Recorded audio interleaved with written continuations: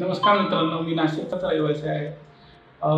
पहिले माझे आता हे केस आहेत हे आफ्टर सर्जरी नंतर 6 महिन्यानंतर. पहिले मला हेअर फॉलचा खूप त्रास होता आणि हे साईडला इथे माझे पूर्ण केस उडून गेले होते. त्यानंतर मी Googleला सर्च मारला. मला तिकडे लाडांसाठी इथली माहिती भेटली. मग त्यानंतर मी इथे व्हिजिट केली आणि मॅडमांना भेटलो. मॅडमांनी मला व्यवस्थित माहिती वगैरे दिली. मला काही त्या शंका होत्या का त्याचा साईड इफेक्ट वगैरे आहे की काय, ते पण मॅडमांना एकदम क्लिअर केलं. मॅडमने मला पूर्ण क्लिअर सांगितलं आणि त्यानंतर मी माझी तिची सर्जरीची डेट फिक्स केली.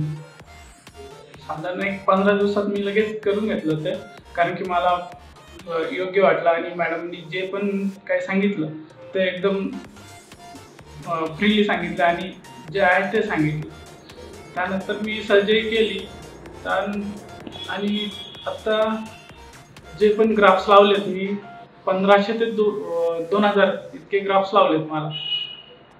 आणि त्या आफ्टर सर्जरीनंतर मी 3 PRP घेतल्या.